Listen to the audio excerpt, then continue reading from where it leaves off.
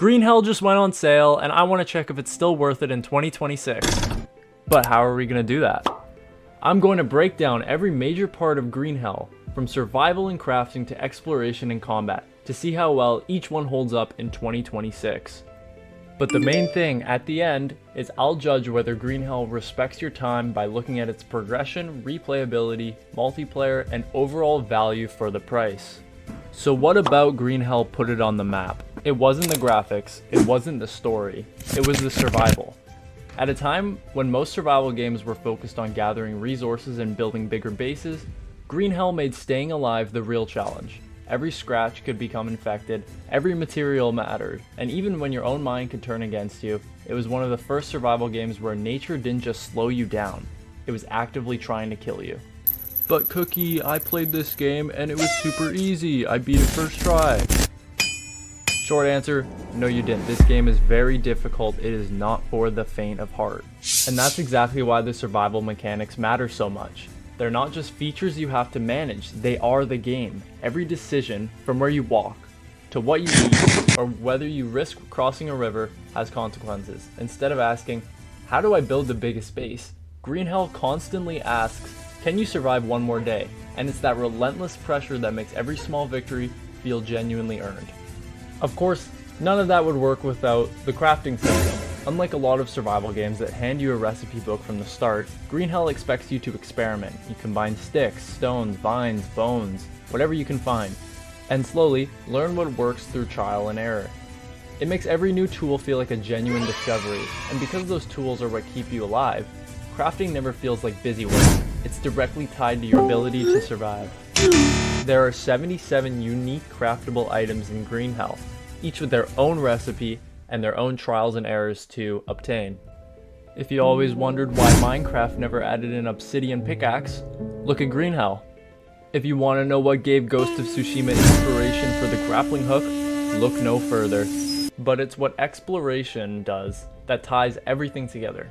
The rainforest isn't just a backdrop, it's your greatest source of opportunity and your biggest threat. Every time you push deeper into the jungle, you might uncover a new landmark, or the next piece of the story, but every step also carries risk.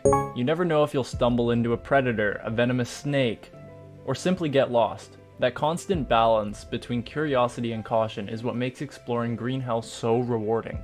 Compare that to a lot of modern survival games where exploration often feels like checking icons off a map or running from one loot location to the next. In Green Hell, the destination almost doesn't matter. The journey itself is the challenge.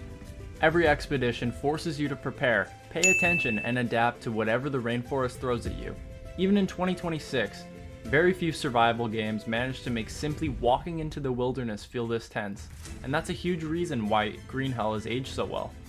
Early on, you'll struggle to make it through a single day, but as you learn which plants heal you, where to find reliable food and water, and how to prepare before heading into the jungle, surviving becomes second nature. Your character gets a little stronger over time, but the biggest upgrade is your own knowledge, and that's what makes Green Hell's progression feel so satisfying. Then there's the multiplayer, and it honestly adds a whole new layer to the experience. Surviving alone is tense enough, but bringing friends into the jungle completely changes the dynamic. You can split up tasks, build a camp together, watch each other's backs, and turn what would normally be stressful situations into some genuinely memorable moments.